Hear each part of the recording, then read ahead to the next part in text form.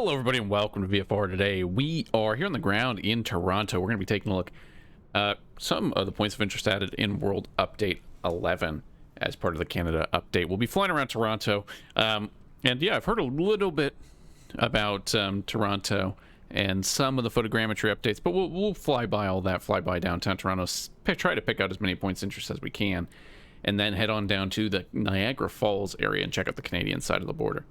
So let's hop into the airplane, get set up.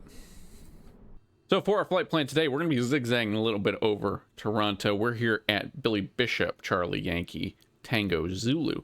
We're going to fly out to this waypoint DFZ just up the coast a little bit to the north, and then loop around, fly past the hydroelectric plant. I pull up my notes. The R.C. Harris water treatment plant, I should say.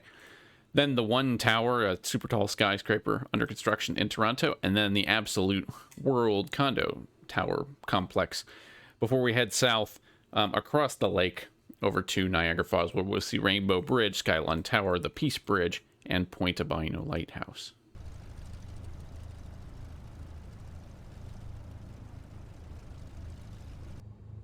So weather today here at Billy Bishop, we are VFR, it looks like 12 degrees Celsius. Winds 14 knots, 060. So we will plan on, looks like we've got a 06. We'll go ahead and taxi down to the other end at runway 8 because that'll be a little closer. We should have plenty of runway. So runway 8 we'll plan for departure here out of Billy Bishop. That'll take us kind of in our direction of flight anyway. So let's get rolling.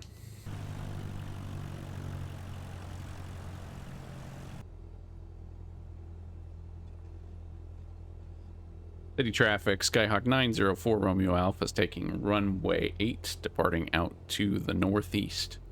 City traffic.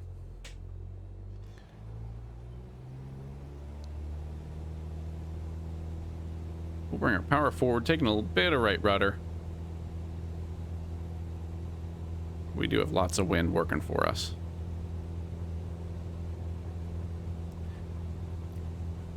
And Billy Bishop is a classic lakefront kind of airport, so you see similar things at Cleveland, obviously the airport formerly Meigs. So you get a really good view of the Toronto skyline from here.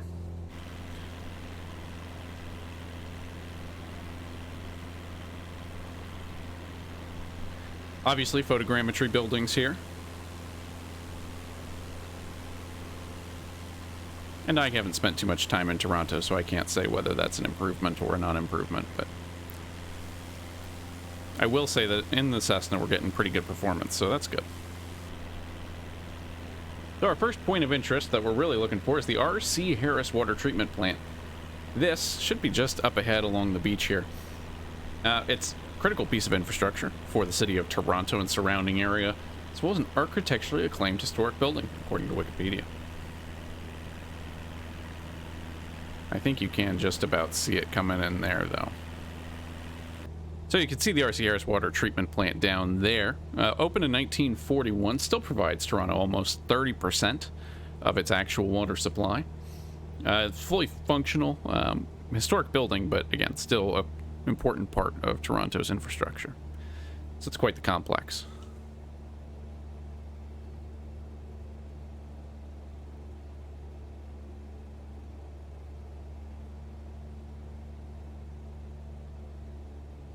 And so this will mark our turnaround point to head basically up the other way. We're going to be looking next for the one a little bit controversial because it's not actually finished yet. The one is a super tall skyscraper currently under construction. And once it's completed, it'll be the tallest building in Canada, but as of March 2021, it's not hugely tall yet.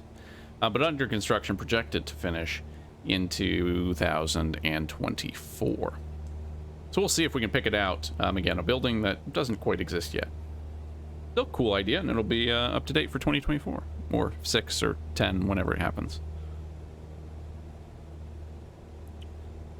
Also getting a little turbulence from the weather here. Very windy, basically, across all of North America. So we're getting used to some real high winds here, bouncing around a little bit in our Skyhawk.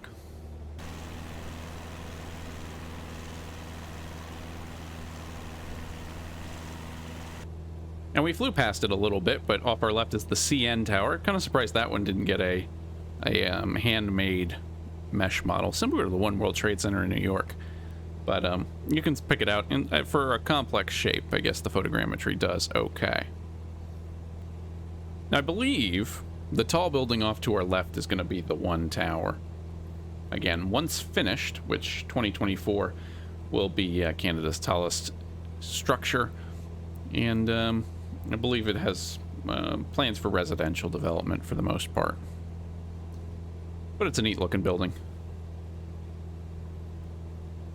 The final total on that is expected to be 338 meters, or 1,109 feet, with 85 floors.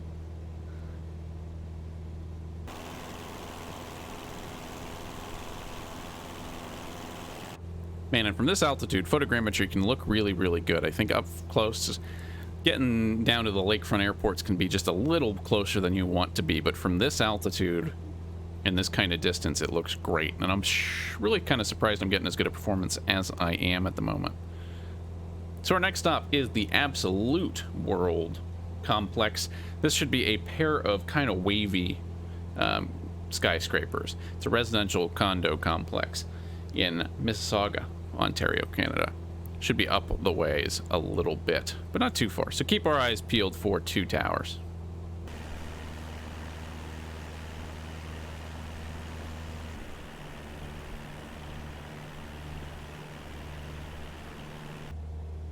You can see a bit of a haze out over Ontario now, but you can just about see the models coming in now.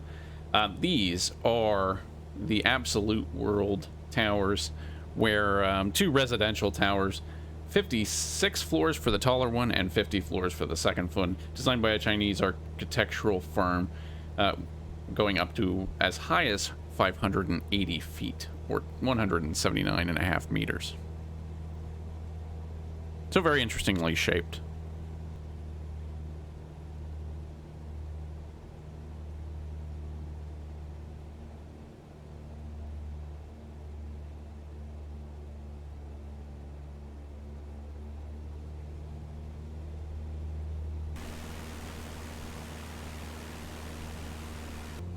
Alright, so according to my flight plan, we should be now aiming for a heading of about 145 degrees, and that will take us down across Lake Ontario to the Niagara Falls area. So we've got a little bit of a cruise here. I'm going to climb up to a respectable altitude, maybe 3,500 feet, and we'll maintain VFR.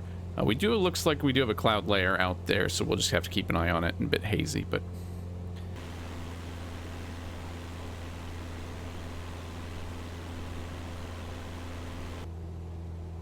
alright, so we're now over Niagara Falls area proper, on the Canadian side still.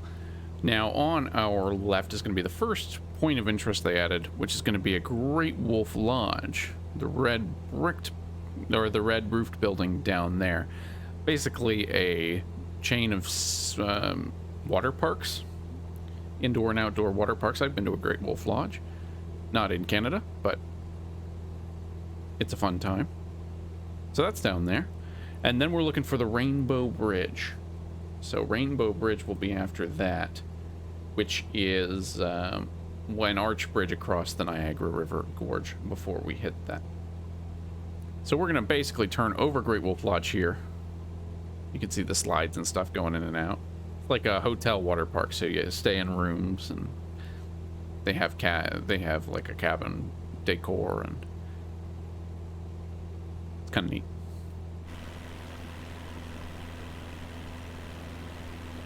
But like the 195, an interesting choice for Canada. And then off to our right, you can see the Rainbow Bridge.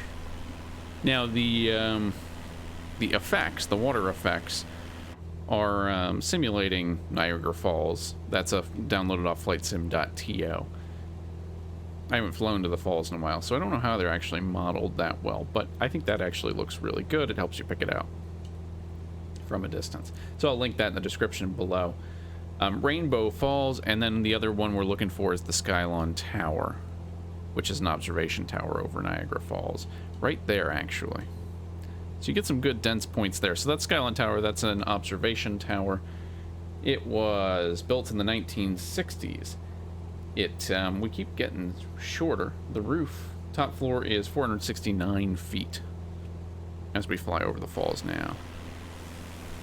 The Rainbow Bridge. I assume you have that connects. We're now in the U.S., but that'll connect Canada and the U.S. across that border.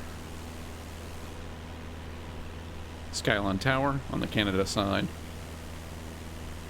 of Niagara Falls. And then obviously we're right over the falls themselves here. So that's pretty cool, and I believe this adds a boat down there too. So that's this is all part of the add-on. Adds a little boat and some water effects on the falls.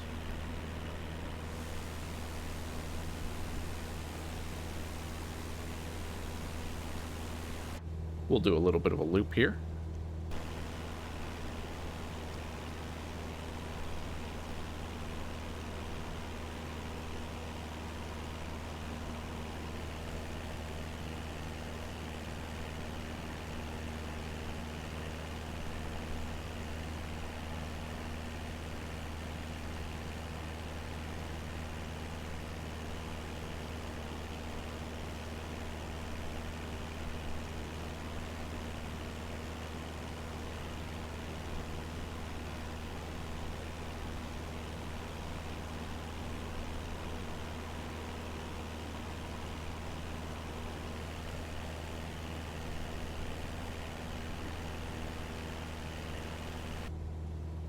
So that looks pretty good. I don't remember if I have a Niagara Falls water replacement or fix or anything add-on installed or not. I don't think so, but maybe.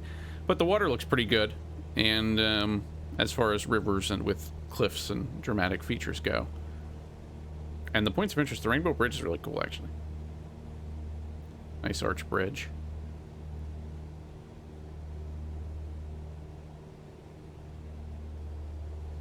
So very cool. So we're going to keep following the river on to them down to the south until we hit Buffalo and Lake Erie, where we will see the Peace Bridge. Now I did see some stutters when I left Toronto. We were experiencing some pretty heavy stuttering just after hanging out there for 10 minutes.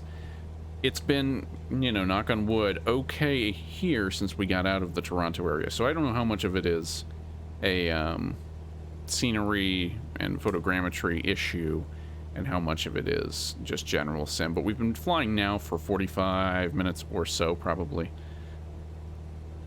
so we'll see how performance remains. But again, when it's not stuttering, it's pretty good, but we did get some pretty nasty stutters when we were leaving Toronto.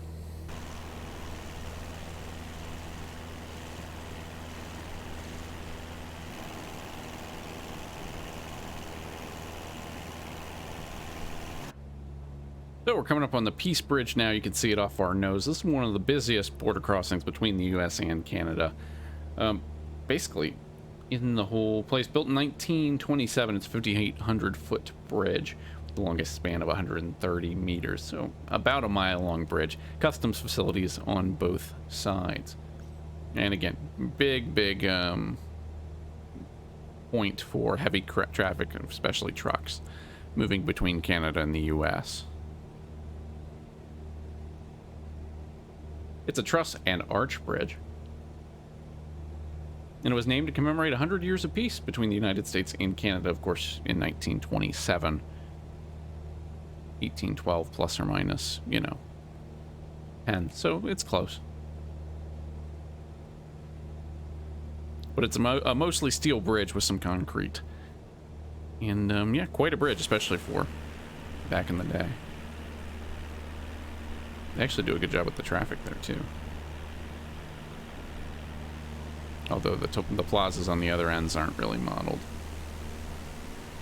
You would like to see that.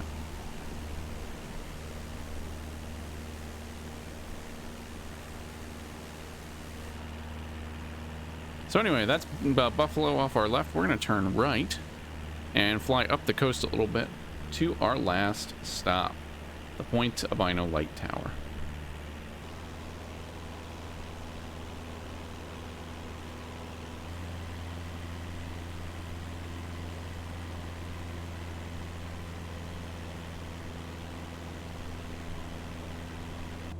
Out off our nose is the Point Buena Lighthouse. This was an old lighthouse built in 1917 and first lit in 1918.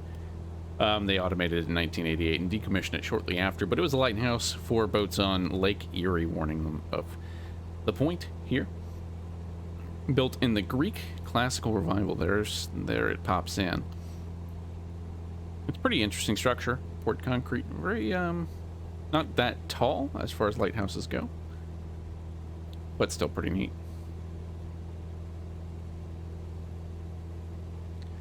And obviously this area still to this day has a lot of heavy shipping going on in it. Great Lakes are a huge waterway as far as ship transport is concerned, and have been for a long time.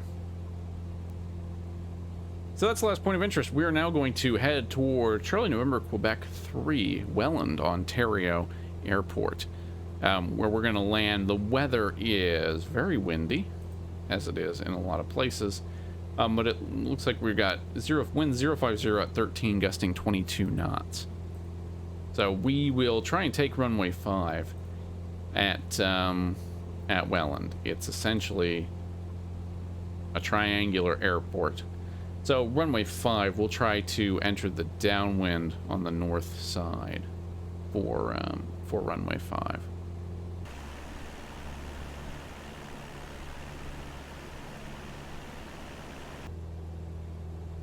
We've got Welland Airport off our left.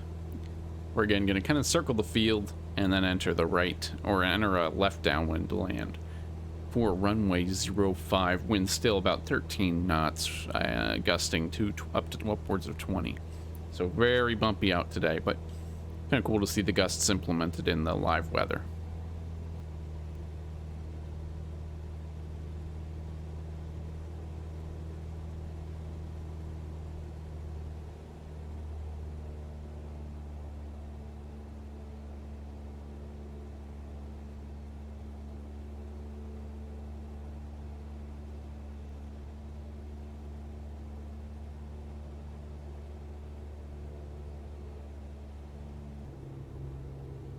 Turn final now. The wind's still really blowing us off to the right, so we will do our best. Hopefully we're mostly into the wind, but boy, it's not feeling like it.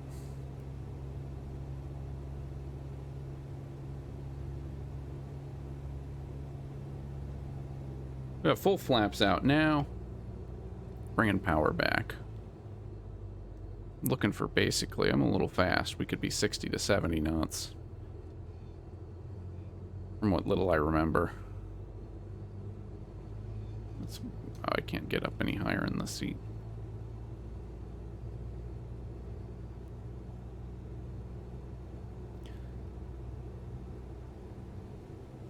Just because it's so windy might carry a little extra airspeed.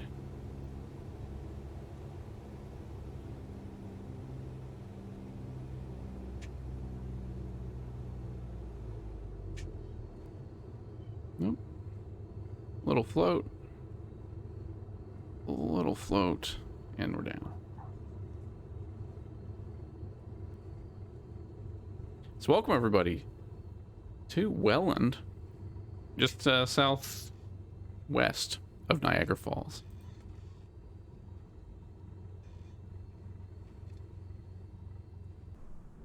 Alright, so a good fun flight over Canada. Yeah, it's a good POI dense area if you're interested in seeing some of the models that they've put in. Very windy today. So yeah, thanks for coming along on this quick exploration of World Update 11 Canada. As always, this has been VFR. Take it easy, everybody.